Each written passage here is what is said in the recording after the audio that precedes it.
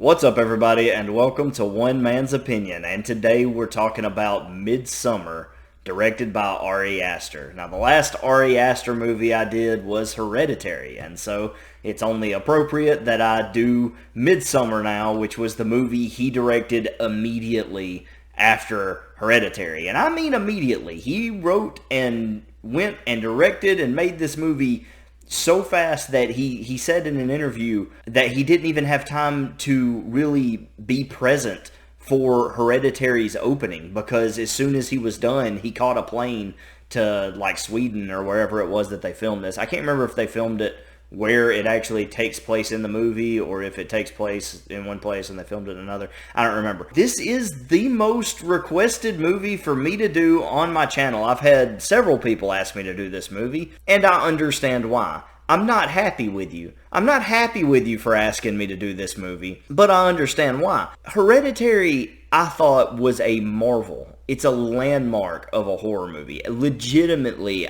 I believe 100% that Hereditary is I don't want to overblow it or anything, but I think it's a once-a-decade type horror movie. It's one of those horror movies that you just don't get but every several years. So that's just like, okay, wow, that was something special. Hereditary did so much right.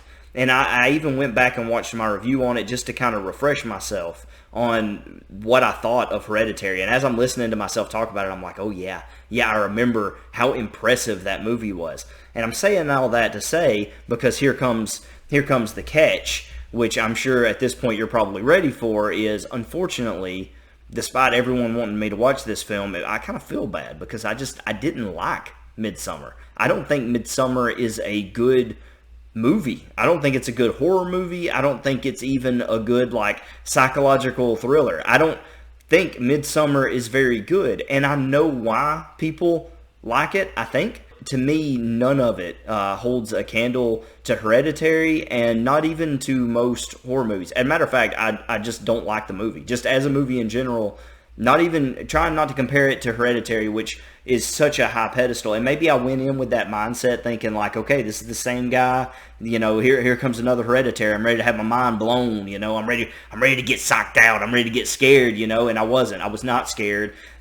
So much, and I'm kind of rambling, but I do want to get into it. By the way, there will be spoilers here because I feel like to properly express my disdain for this film, I'm going to have to talk about some spoilers. So if you hadn't seen Midsommar, then now's your time to walk away. By the way, I made this myself. What do you think? That's not bad, right? Yeah, not too bad. I got little flowers and everything. I just found some stuff outside and just kind of weaved it together. There's duct tape in the back holding it all together. But anyway, all right, anyway. So if it falls apart like this flower, oh sorry, this it's reversed. It's like it's not like a mirror, like it's reversed. But this flower here, the yellow one, how is this so difficult? There, that flower there, that one's starting to really droop. It's actually a cluster of flowers. It's several that were all. It's just hi. Okay. Anyway, to the review. I'm going to have to compare this movie to Hereditary to explain why I liked Hereditary so much and explain why Midsommar missed the mark on everything.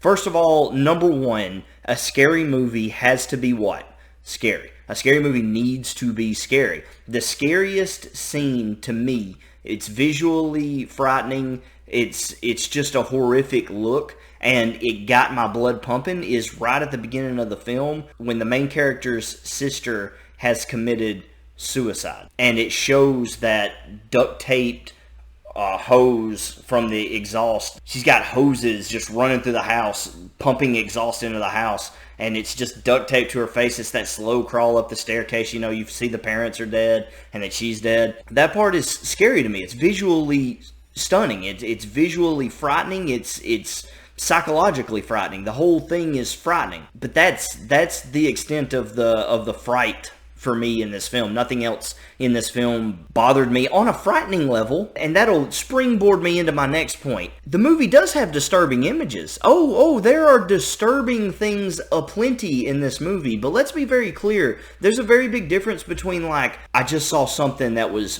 horrifying and it disturbed me. I can't shake the image out of my head. Versus I just saw something that like nobody would ever want to see. It was gross and weird. It didn't scare me, but it was disturbing because it's like, why am I looking at this? Why am I watching this? I'm sorry. It's kind of itchy. It's a little itchy. And I got like a ring. All right, it's okay. It's just like somebody was like, hey man, what is like the grossest thing imaginable? What is something really gross that you could think of right now? Naked grandma! Naked, huh? Hey, let's put that in a movie. That'll be disturbing for like a horror movie because you wouldn't want to see that, right? Now, I get that there was some of that in Hereditary, but it was combined with this atmosphere, this horrifying atmosphere. Midsommar is just weird and gross and like, I don't know, man. I understand it's like a cult and it's like a weird culture and they've got like their weird religious beliefs. That's fine. And I will admit, it's difficult to make a horror movie in broad daylight. That's the reason it's not done. That's why you don't see many horror movies in broad daylight. Michael Myers starts off in broad daylight. Like, you see him, like, stalking the girls and stuff like that early in the film, and that's scary, but only because it's always just creeping in the background. Like, there's always this thing just kind of lurking, in the back, and then when the night hits, that's when things get crazy. Midsommar is the brightest horror movie I've ever seen, which is good. That's fine because it's like, artistically I get it. If you can pull it off, it's brilliant, but he didn't pull it off. Let's get into spoilers and let's just break it down, okay? Number one, the characters are awful. The characters in this movie are so bad. And that's the thing, I love the main character. Danny? Yeah, no, she's the actress, Florence Pugh, is a great actress. I love Florence Pugh. Everything I've ever seen her in, which is just a handful of movies. I haven't seen her in very much. But I've seen her in a few movies, and everything I've ever seen her in, I've enjoyed. I like her work. And so it's not an actor problem. I actually think the acting in this movie is stellar. I think from the people in the commune to the main cast of college kids, I think all of them play their roles amazingly. They play their roles to perfection. They are exactly who they are supposed to be. It's just the characters are awful. The writing for the characters are awful. They're the most unrealistic people I've ever seen in a movie that is supposed to be and maybe I got the wrong impression from people, and maybe people wanted me to review it because they thought it wasn't good. I don't know. But from a movie coming off Hereditary where every character made sense, even when they made decisions in Hereditary and you were like, oh man, I wouldn't make that decision. You understood why. All the trauma, all the tragedy that had happened to that family. It was like, I get the line of thinking. I don't agree with it. I wouldn't do it. But I understand the line of thinking. In this movie, no matter the tragedy that our main character, Danny, has gone through, there is no excuse for her behavior at the end of the film. There's absolutely no excuse for her decision to kill Christian at the end of the film. For her to allow Christian to die at the end of the film is so messed up. Oh, but she saw him cheating on... No. She saw her boyfriend, who has been repetitively drugged. She knows that. She knows he's been drugged a lot. And she saw him sitting at the table acting very funny before this happened. And the dude is drugged and drugged and drugged and then is raped. He's raped by a woman and a gang of women. And I'm sorry, if you've never seen this movie, I don't enjoy even talking about it because it's not fun to watch. Don't watch the movie. Don't watch Midsommar. Unless you just are looking for a movie that is just really out there and really weird and really strange, don't watch Midsommar, but I'm going to talk about it. The dude is raped by a group of women, basically, because he's just drugged and he's out of his mind. His girlfriend, Danny, sees that and then decides to kill him. Not only does she decide to have him put to death after that, she sees him. Like when she makes that decision, the dude is in a wheelchair. He literally is so drugged that he can't move, he can't speak, he can't even blink his eyes. There's someone opening his eyeballs for him and then leaving him there like this. This is what he looks like. This is the man that she puts to death.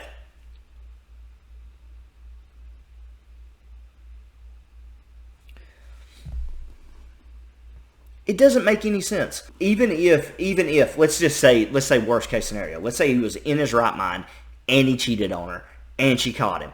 It's not a death sentence. I'm sorry. I don't care if you've been cheated on. I know it hurts. It hurts. It sucks. If you've been cheated on, it is the worst thing. It's one of the worst things. It's horrible to be cheated on. And it's such a sickening, depressing feeling. And I understand that she's gone through a lot of tragedy in her life.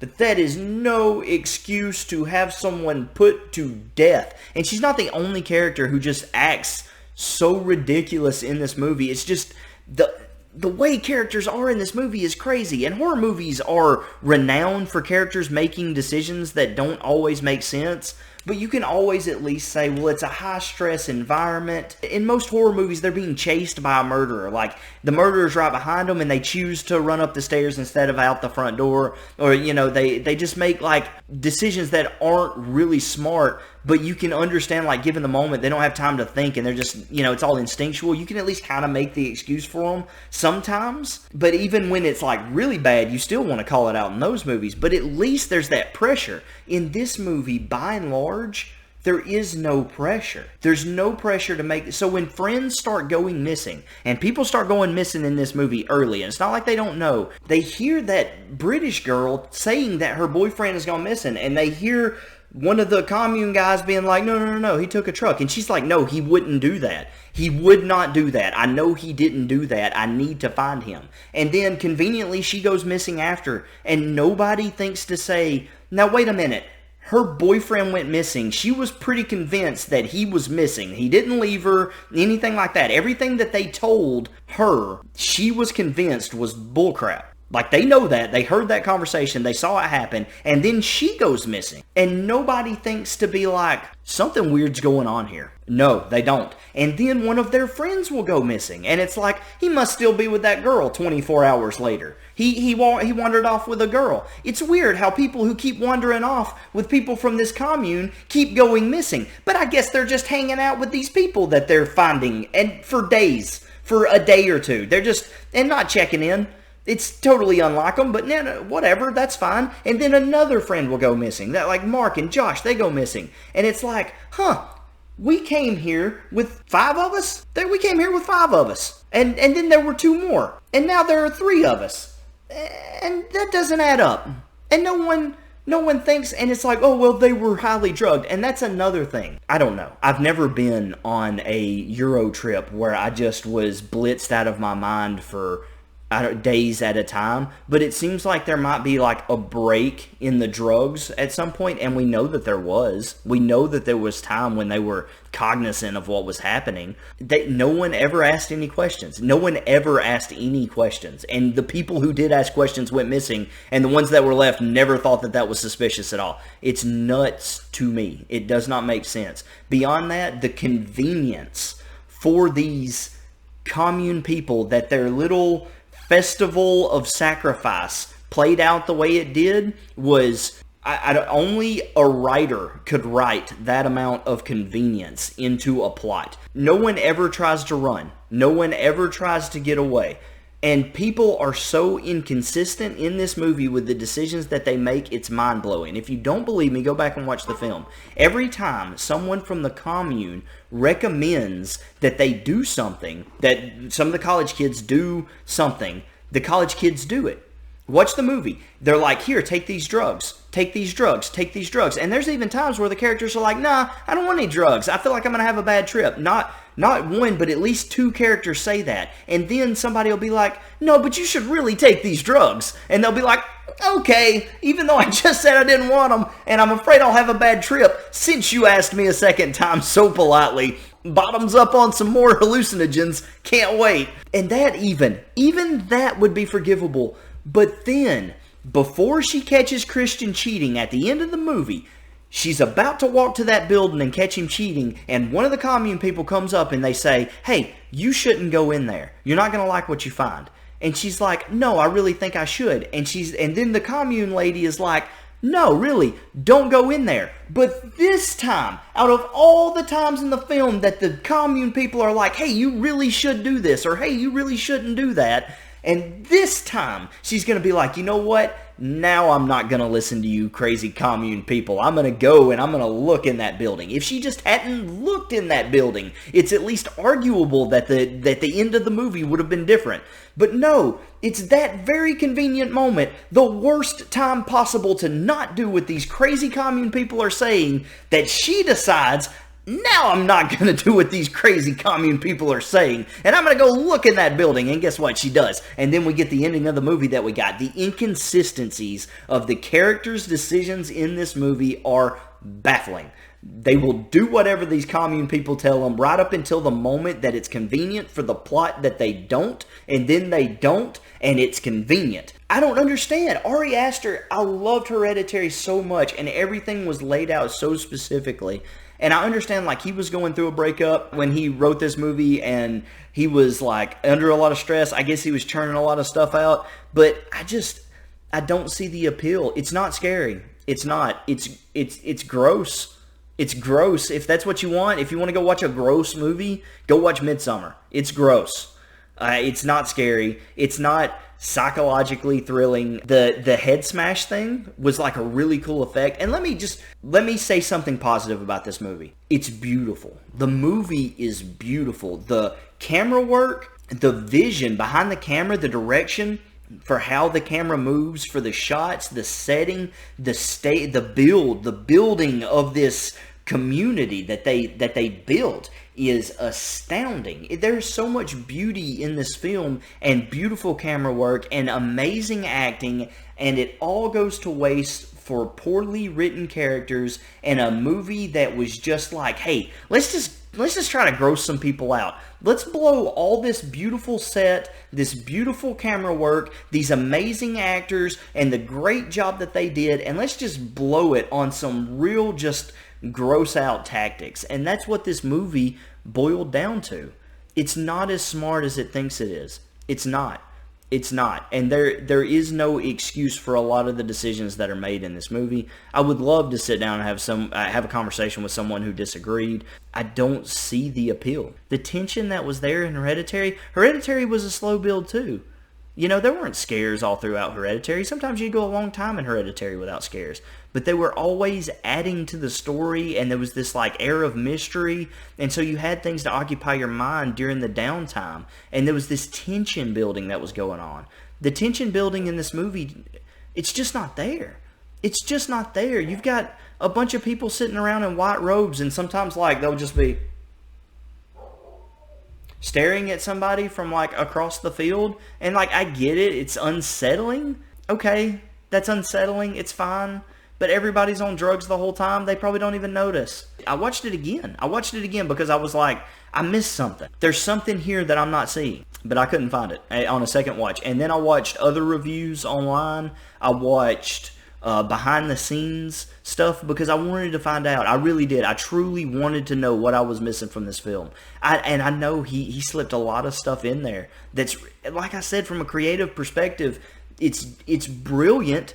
The way he slips things into camera that you don't notice on a first viewing or a second viewing. There's a time after she becomes the May Queen, after Dani becomes the May Queen, she's getting, like, carried around, or maybe while she's in the chariot. I can't remember. But anyway, there she goes. She's going by, and in the background, the trees form the face of her sister with the air hose still in her mouth, and it's like, oh yeah, that's a pretty creepy, disturbing image in the background back there, just kind of lurking. Okay, yeah, that's cool, but that is the same thing that was creepy at the beginning of the movie. That's it. That's all you got. The three scariest moments of this movie were the same thing. It's that at the beginning of the movie. It's when she first gets there and has her bad trip, and she runs into, like, that bathroom water closet thing, and she sees her sister in the mirror behind her. That's the scariest part, number 2. And number 3, which isn't even really scary, it's just more like a, oh, that's a neat image thing, is her sister in the trees behind her. It's all the same. Those are the scariest moments of the movie. The head smash thing, the effects, that was brilliant. It looked visually stunning. It definitely has, like, that gross factor, but it wasn't scary when they died. Like, it was hard to watch because it was graphic, but it wasn't scary. I'm talking about when the two old people jumped off the cliff.